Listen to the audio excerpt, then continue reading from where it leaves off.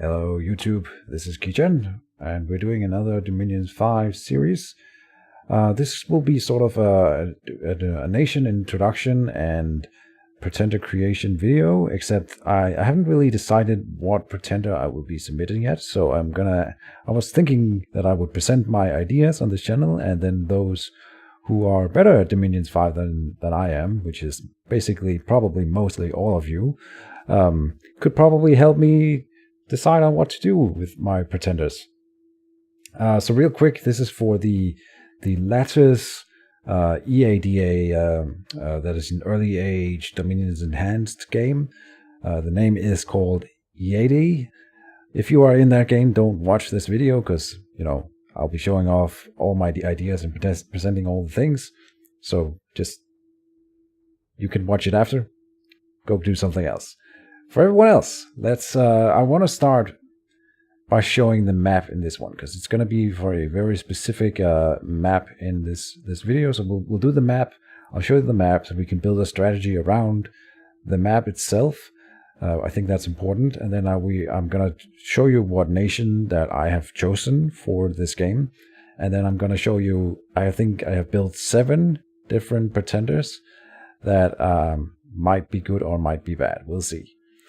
So this will be, let's see, where is he? Which one is it? Oh, I forgot. Damn it. Oh, this is Snick, right. Gonna load this one up. And this is just to show the map. I have playtested a little bit on the map with, this is the nation of Arcoskefail. I will not be able to pronounce this. I'm going to try now, and you're going to hate me because I'm going to do it wrong, but it's Arcoskefail.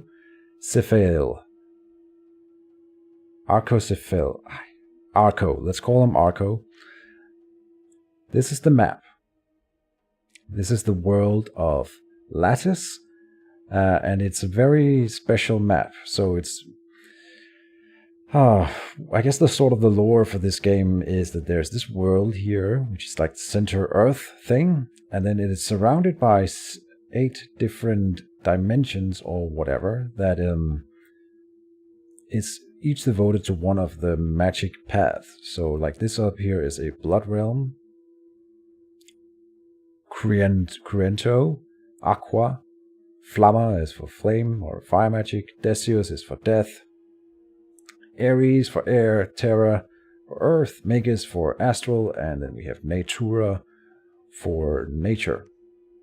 Each of these realms have different territories. Don't look at the borders on the actual map. Just when you click on a province, you can see what provinces they are connected to. Some of them are water provinces, just floating around.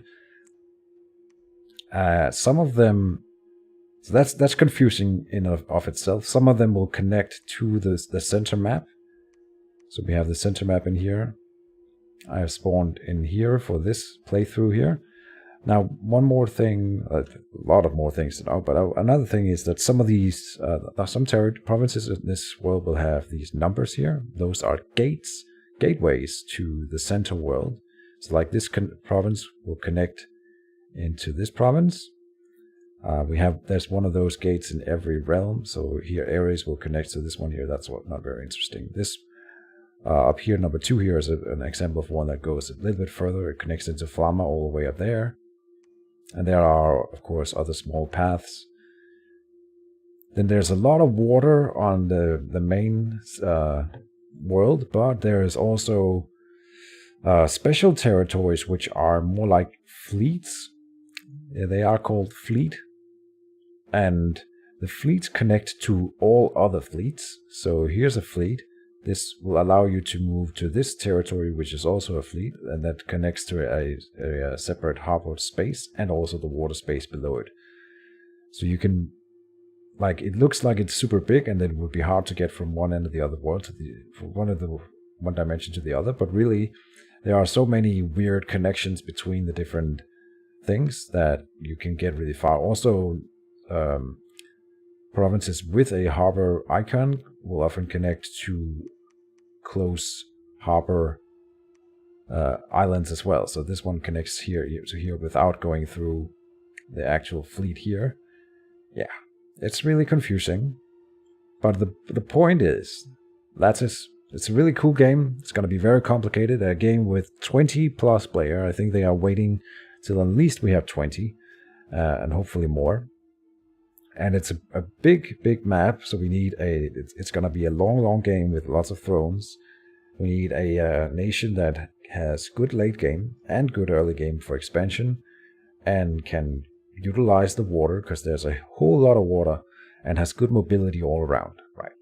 So let's go out of this specific game here, and I'll show you. We'll talk about Arco that I have chosen.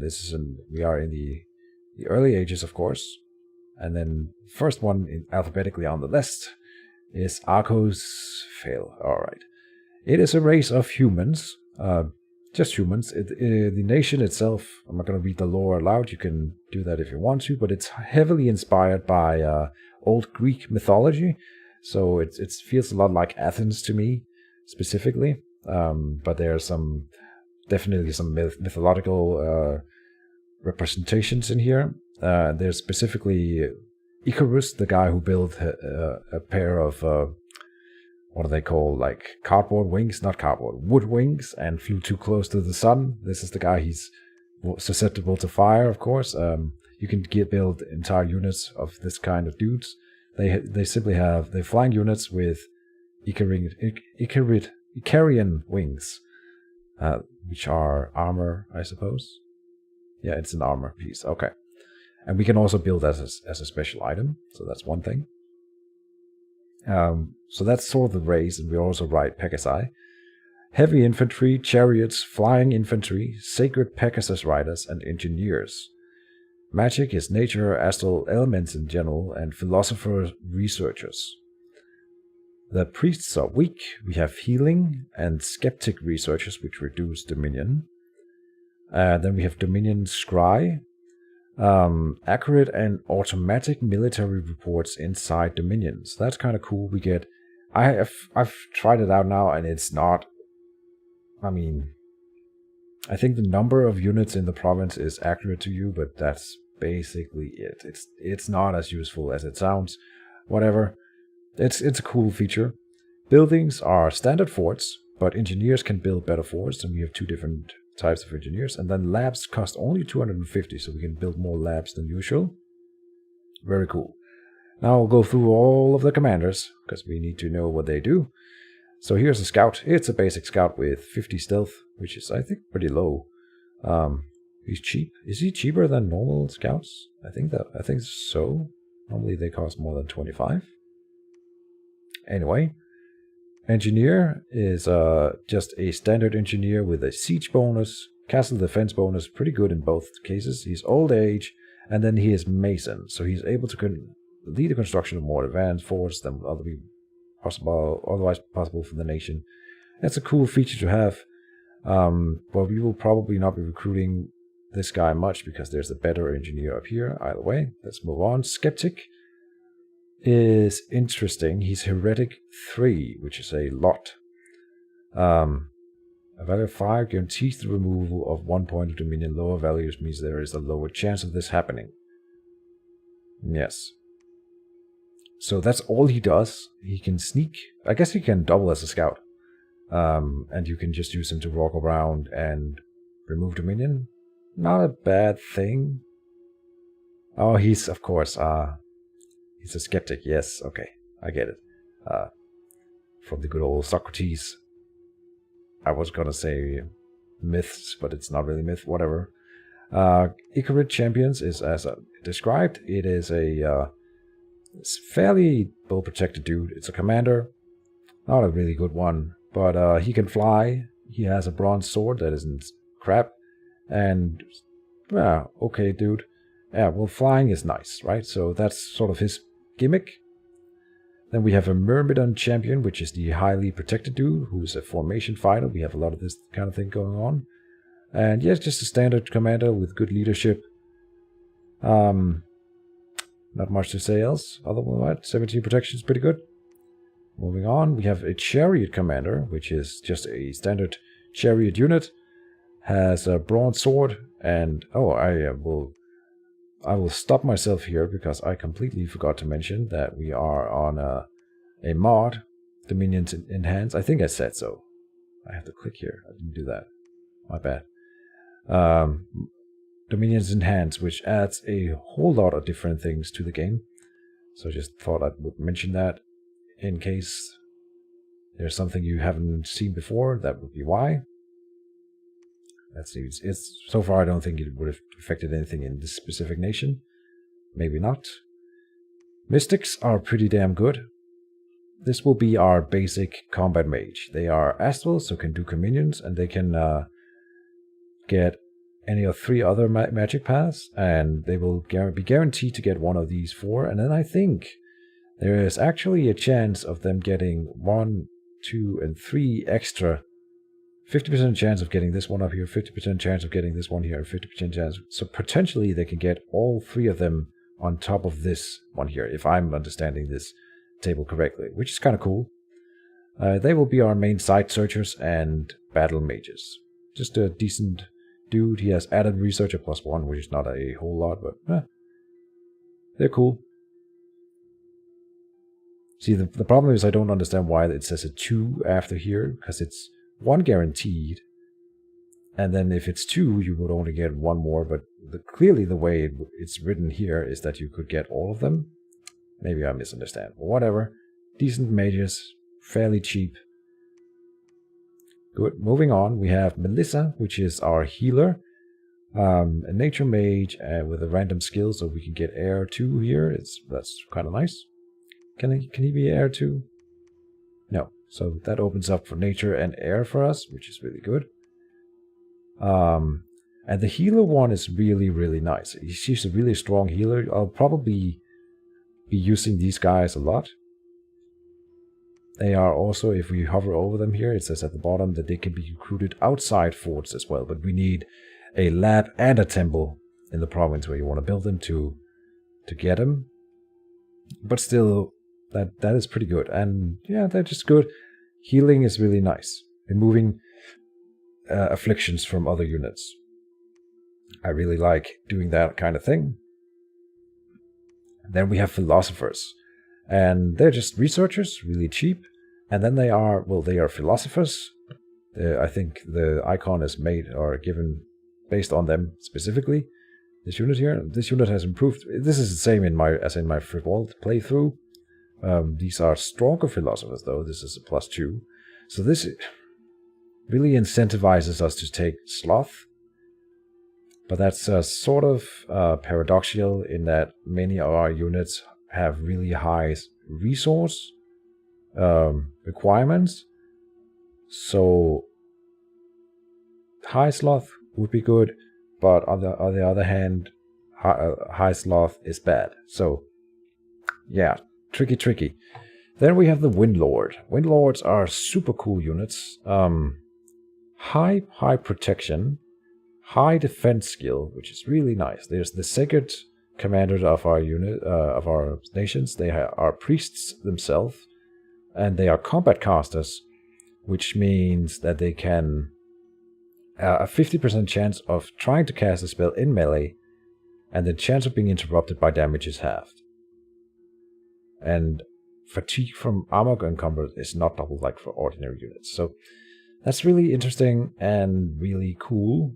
I really like this unit. I'm sad that it doesn't have normal mage stats, but I might even be tempted to empower one of these in Earth or something like that late in the game. Maybe if we get can get one of them into the Hall of Fame, that could be a really cool strategy. And I'll probably be making one of these our prophet, because he can fly in and cast combat spells as the prophet, which is like really cool. Also risky, so we'll have to do it sort of carefully, but I'm tempted. Mage Engineer is the upgraded version of the smaller engineer here. Basically the same type of mason, but he also has spells, and a lot of different spells. This opens up water for us, which we already had one of the others, so it doesn't really matter, but Is there something that he has that no one else has? No, this guy has earth and air was in the Melissa too, but whatever. It's just a good combination of different types of magic he can get, and he's amazing. So I don't think that we would recruit the normal engineer all that much. Like, this is 125 with 100 per year, but can site search and research. This guy cannot even research. He's like half the cost. Well, 1/3 of the cost, basically. But still, would you not rather have these guys running around? I think so. Then the final unit, the Eadeh, can only be recruited in capital. Same with the mage engineer. And the philosopher, Melissa. But the engineer can be recruited anywhere. So if we have a fort like far from the capital that I want upgraded and no mage engineers nearby, we might go for the normal engineer to upgrade a fort. That's fair enough. Okay. Then the Eadeh is a really cool unit as well. Has Air 2, Earth 1, Nature 3, so a really strong mage all around. Can get potentially 2 extra in any one of them, but at least 1. And a water cross path with any of them. Really good. This is a high Earth Nature mage in itself, so that's kind of cool. Also Sacred has Awe 6 and Poison Resistant, Stealthy 6. Let's see, Recuperation, Supply bonus from the Nature Mage. And then she's a Seduction Commander. So sort of an Assassin type 2, which is not bad with the Nature Mage, actually. You can do some really good, just give them some Nature Gems and then cast Swarm in a potential combat. This can result in a combat sometimes. But yeah, really cool. But 4 recruitment points, commander recruitment points, and they are really expensive. So not something we just go ahead and do, but they are good. Alright, then we have the basic units. We have slingers, not much to talk about here. They have a sling, they sling rocks at the enemy, and they're cheap. Then Cardaces are, I guess, our mainline units. Frontline units. They are formation fighters, so good old hoplites from the typical Greek mythology, Spartan style fighting, without javelins though, but that doesn't really matter. These are decent troops, decent protection, decent stats all around. Not bad. Peltasts are sort of the same. Are they not? They're not formation fighters, but they also have length 3, 13 damage. Lower protection, but then a javelin. They're actually pretty good. Gold 10-8, 10-5. But lower protection, of course. Still not bad. Then we have the Icarid, which is the normal unit version of the Icarid Commander. More or less same stats. High resource cost, but flying unit. And can be recruited anywhere, so recruit anywhere flies, not bad.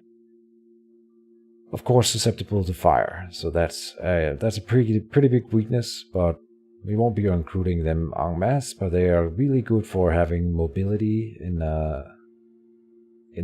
the large Latus map. They don't have a lot of map move, I guess, because the wings are actually pretty heavy, but still they're good. Then Myrmidon is I suppose the upgraded version of the Cardaces, and they have a sword instead, but they are also formation fighter. They have protection 17, which is really nice, and attack skill 12 here, hit point 13. Pretty much just Crucible Ants is the name, really? Yeah, they're just good, just really good frontline soldiers and recruit anywhere. Then we have chariots. Chariots are chariots. Chariots, they have trample. They run stuff over. They're good at it. Pretty cheap, but high resource cost. I haven't never really used chariots in a Dominions 5 game. I'm not sure they are really worth it. Maybe they are. Now then we have a chariot archer, and I find that to be sort of what would you call it? Like not paradoxical again, but like counterintuitive. Because you want a chariot. Chariots are good because they can run the enemy down. And if you're making chariot archers, you are setting them to just stand still. Like, can it shoot and trample at the same time? The archer dies, the remaining charioteer will charge the enemy troops. Okay.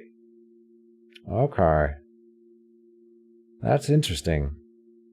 So it's an archer until the archer dies, which is the first 10 hit points then, and then the charioteer will take over.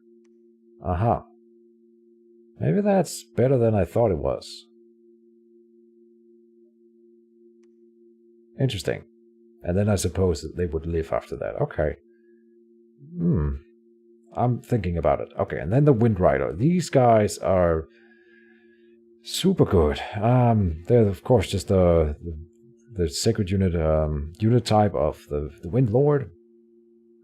Again, decent stats all around. Protection 17, hit point 13, map move high, defense skill 17. Yeah, it's really nice. And then 2 attacks.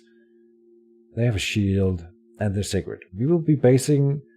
I'm definitely tempted to base my entire strategy around these guys. You can use them for really, really good early expansions. And, like, a squad of these guys, like just 8, can kill most independent forces without serious losses. And so, having Wind Lords with Wind Riders as our main expansion forces seems like it's a really good early expansion plan. That's the nation. We have these magic sites. We get 2 earth gems here, and 2 air and 2 astral here. Good.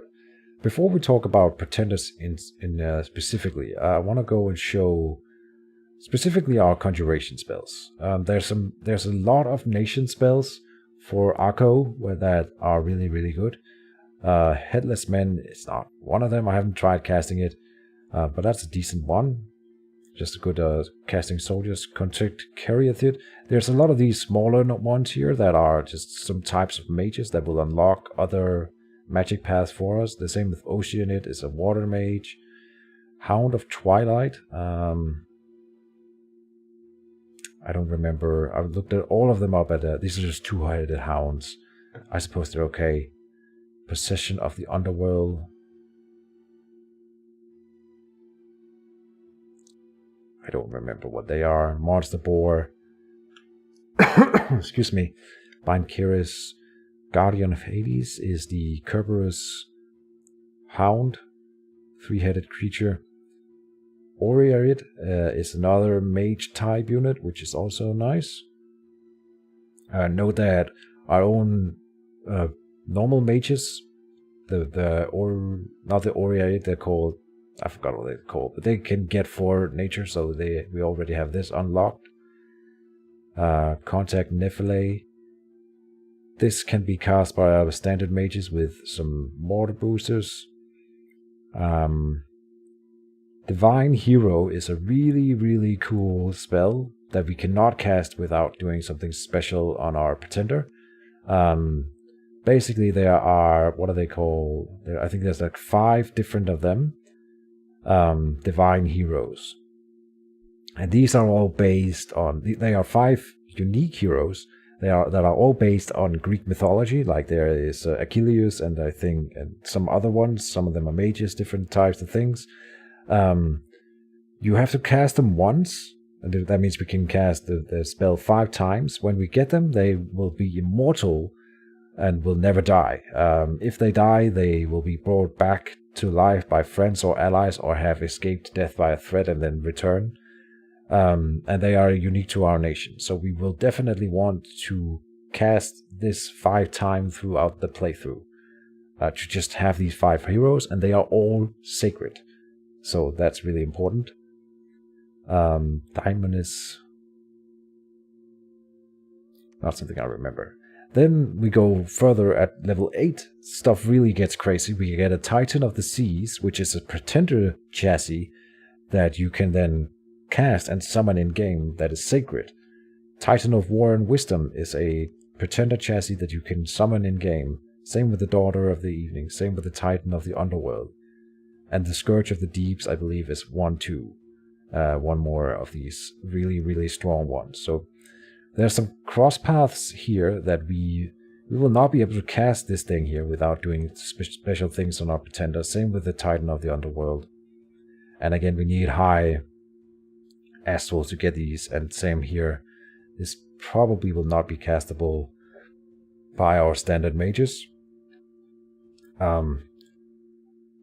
So this is the late game I'm talking about with Arco, specifically, is that we have access to these really powerful units, titans and different things based on Greek mythology that are basically getting extra pretenders late in the game. That would be amazing. Then in construction, there's a few different things. We start with, at level 0, we can do creations of Lycurion, which is clockwork soldiers. So we can, from the very get-go, we would be able to start spamming out clockwork soldiers if we wanted to. Going down further, at level 3, we get a Talus, which is a really, really strong Titan construct that we can use, and they can go underwater. Then we have Icarids, which are flying, clockwork men of bronze, all kinds of earth magic based, different summonable units, brass, bowl, craft Caledoni, defenders of Lycaon. This one's really cool. Yeah, I think this is a global enchantment that in every single province we own, we will get mechanical men as a bonus province defense, which is amazing. Like at 5 Earth. Yeah. But again, late game. So construction and conjuration are very important for us. I don't think there's anything... Oh, there's here dissolve into atoms. Ha! I like the description of this one. According to philosophers known as atomists, all things are composed of tiny components called atoms or indivisibles. And then you dissolve them into those atoms with just theory. I love it. Call to adventure is also about summoning heroes. Aha. So many nation spells. Awaken Hamadrid, Soul Dragon Teeth. Evocation. The Wrath of the Titans. An alteration. Now keep in mind, many of these things will be because of that mod we're running, Illusion of Motion.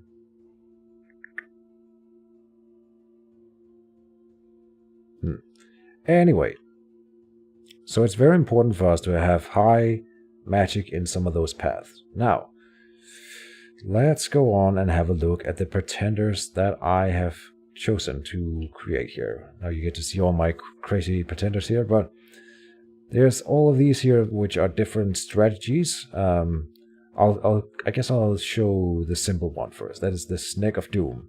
Snake of Doom is a level 7 Earth Mage on the Earth Serpent template.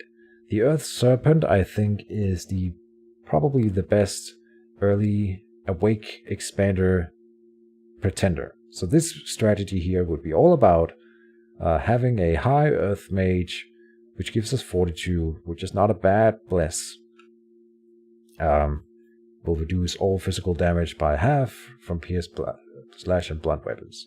It's good on the Pretender, it's good on all of our Pegasi riders, and it's good on all of the late game units that we might get. And then this unit here can basically solo provinces on its own. It has 27 protection because it has Earth Magic 7.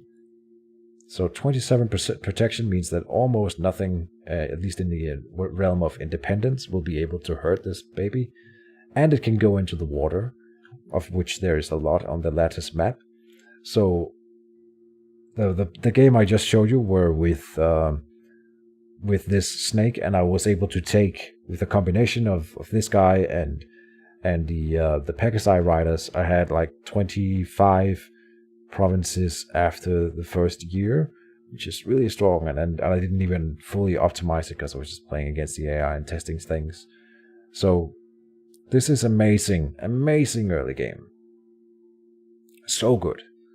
Like I loved playing it, and it was fun. I took a lot of water provinces and so on. So that's a really good one.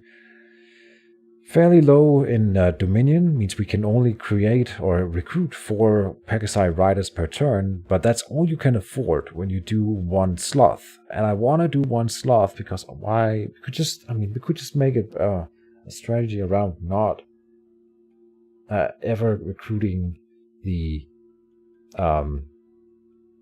what are they called? The philosophers, of course. But they are pretty good researchers. But you want at least 1 sloth then.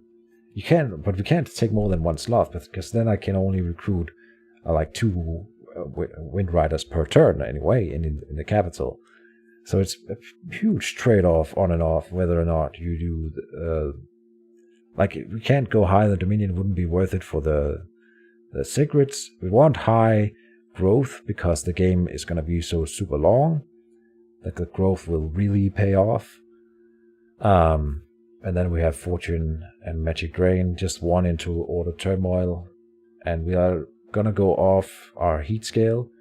I just boost this to take more growth, basically. I think that's worth it. So yeah. This is the Awake, not super heavy Bless Expander Pretender. Then we have, let's go Triton. So Triton here is a really cool dude. He has 4 Knights of the Deep at his side at the start of each battle. He can also go into the water and bring gift. He has gift of water bring, so he can bring units into the water with him. I think it's really important if we want. This is also an Awake Expander Pretender. He would be pretty good for going into the water as well. The difference is that he has a wider Bless with different things: attack skill, minor shock, swiftness, minor cold, defense skill, strength, magic resistance, arcane command, magic weapons. I think these guys are blessable too. I forget his Knights of the Deep there. So this is better for the Pegasi riders and all the late game secrets we get. Still only 1 sloth. This time it's 3 cold. But never mind. Then still growth. Higher misfortune. And yeah. Different this is probably more viable for the strategy as a whole. With Astral 4, which the Snake didn't have Astral at all, so that closes off a lot of the late game things. This has Astral 4 right off the bat, meaning that we can cast every single one of them, except for I think the Titan of the Underworld. And we can create the special magic rings that boost all magic paths, which means that he will be super overpowered in all magic paths and can cast all the rituals that we want in the late game. So that's pretty good. The Bless is pretty good. He's not as strong as an Expander Pretender, but he does a 13, and he has his little retinue of Knights of the Deep. He's also more thematic, I suppose, for a Greek mythology thing, being Triton, the Lord of the Water Waves. Yeah, he's pretty good. I think this is more likely to be the Awake Expander Pretender that we would run. He starts with he has temporary air, water, and nature magic in gems in battle because of the Dominion's enhanced mods that they do this a lot. So that's kind of cool. And yeah, all right. So that was the 2 Awake Expander Pretenders. Then we have Brontus here, which is also really a Greek mythology thing. This is the Eldest Cyclops. This is also an Awake Pretender, but this strategy is entirely different. The idea here is I didn't change this, but okay, so this is a concept build that I did.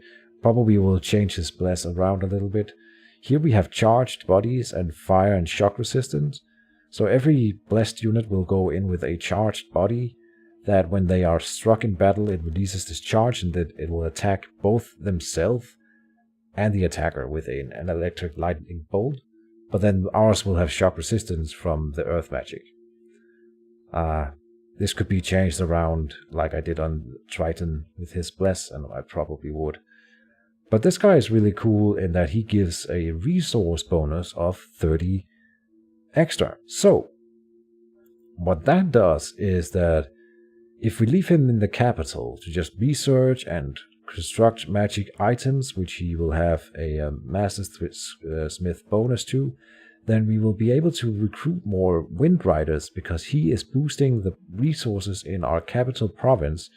So even though we have Sloth 1, we can do up to 5 Wind Riders per turn. It's basically just 1 extra Wind Rider per turn, which is really, really cool. And we can just use him as a researcher, ritual caster, smith type unit instead. And he can do the constructions of the Lycaeon really early on because of the Earth Mage thing. All kinds of cool things. So this is an entirely different strategy. He's not going to leave the start province at all. He's just going to sit there and boost the province, give us research and stuff. So that's another thing. Then we are moving into, I want to show Emanon Susim here. I took Amazon Susim. Oh, it doesn't show on this screen, but I swear to you, am I crazy? I took this specifically for the chassis here. Oh, this is the wrong one. Oh no. Ha! Okay, it's supposed to be this one here. That has immortality and it's spring immortality. So I only created her basically because I wanted to try out a pretender with immortality. So basically her, this lady here, will revive anytime spring comes around. So in early spring, if she's dead, she comes back without us ever having to call God. Which is, my thinking was that this would be good for an early awake expander pretender, and it would continue to be good in the late game because we could do some risky things with her without risking anything, basically. We would risk losing her for a few turns, but then she comes back for free, and I believe she would carry over all the items without any penalties. So that's all good and well. And then I have tested it in single player, and it absolutely sucks to have her as an awake pretender, unless I'm doing something completely wrong, because she has so low protection, and even with regeneration, and I think I gave her Stygian flesh or something, she just got wrecked. Every battle. Like, I would move her into a province, and she just got wrecked. So, and this is even the wrong chassis, so disregard this one completely. If you know of a good way to use that chassis I just showed you, feel free to let me know, but I don't think that's what we are going for. Then the next category of mages that we are showing, or not mages, pretenders, are entirely different. These are the rainbow pretenders. We'll start with the small rainbow. The small rainbow and the Grand Hierophant, we get that at a reduced cost for this nation. So he only costs 19 points, this chassis. And he isn't very special. He has Fortune Teller 50, which is really nice. So we go larger in misfortune, and he will prevent bad things from happening to our capital, at least. He will sit there and research and cast spells or whatever, and not really leave. But he can give us a nice little bless. And that's basically it. He has high research, so we can get some good research going early.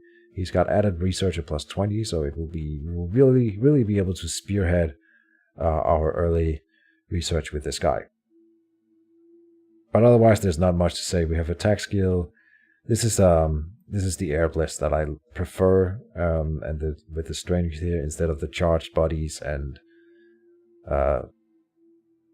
lightning resistant / fire resistant things. So instead we go precision, because we do have quite a few mages that can cast a lot of spells, so high precision would be good.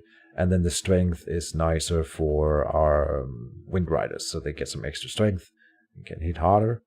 Magic weapons, major magic resistance, and blood surge is really good on our flying cavalry. Not much else to say here. I'm still going Sloth 1 on every one of them. For the philosophers, and I think that's okay. Then we go further. Let's see, that was the small rainbow. Then there's two different types of higher rainbow. We have the dead rainbow and the living rainbow. Let's go the living first. That's the Hierophant again, but this time he is imprisoned. So that's the He's not going to be around for the first 3 years. But this one here has a whole lot more going on for him in terms of bless. It's the bless we're going for here. And really, just looking at it now, the only big difference is the regeneration, isn't it? Is that really right? It doesn't feel like I got a whole lot out of that, did we? No. And the regeneration will not kick in until late game. Where did I put him? Here. Right. So that's interesting, an interesting choice. Okay, but the thinking is this game will be super long. Because of the Latus world is so huge. And in the late game, having regeneration on all of the heroes that I mentioned, and all of those pretender chassis that we will be getting, and he will be able to cast all of them. Regeneration will be super good in the late game when we get to it after more than 3 years in game. That would be good. So that's why I think this is probably viable. And the Wind Riders alone will carry us through the early expansions and the early game as a whole. When he comes around, he has 90 research point and his fortune teller thing, but it's a really iffy play because of this regeneration. But nature is so hard to get anything good out of, so if you're doing imprisoned, like what else would you grab? I'm not even sure. The 2 death is just because we had points left over, and then just having a little bit in it means we will be able to cast the Titan of the Underworld and a lot of different spells. Well, then the Dead Rainbow. The Dead Rainbow is the Demi-Lich. And the Demi-Lich is cool. It's a strong pretender that is immortal and starts with more death. It is immovable, so it can't move on its own, but because we have astral magic, we can teleport it into a province and just cause havoc with it there, and it doesn't matter if we die, so we can do like suicidal bombing runs with the pretender late game. This one is also imprisoned, but looks a little bit different here. I guess it's not really that different. The main difference is that we have reanimators in here. And then again, it's an incarnate only, so we only get it once the pretender awakens. The rest of the bless is sort of the baseline that I've chosen to go with for our Wind Riders. But reanimators will be really, really good in the late game when we come around to a point where massive armies will be on the board. And we can send in a group of either blessed mages or blessed cavalry that wreaks havoc on an army, and for every unit they kill, there is a 50% chance that that unit will then reanimate as a soulless on our side. And if we have these massive 1,000 army units and you can kill a good amount of them, their troops early, and make you can imagine our flying cavalry flying to the back line, killing a bunch of units on the initial attacks that then rises as undead on the back line and creates both some chaff and extra attacks against the mages on the back line and such. I think that seems pretty cool as a strategy. I have no idea if this is viable at all, but that's the idea behind choosing reanimators. So yeah, excuse me. That's sort of it. Those are the 7 different options that I have chosen. Okay, let's see. This is not how you're supposed to be. This is supposed to be the one here with immortality, spring immortality. I'm not gonna... It's gonna be the same bless, if anything. But being awake is so difficult for these guys. You would need to again tank some of these things here. I don't know if there's an Abyssian in the game, but we can barely make this work. We don't really need fire. We don't really need... what do we really need? Maybe air.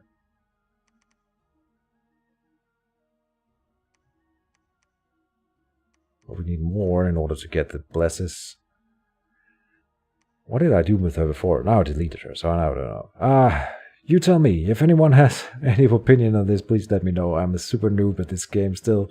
The Triton run is really tempting to me, and so is either of the rainbow mages. Brontus is cool.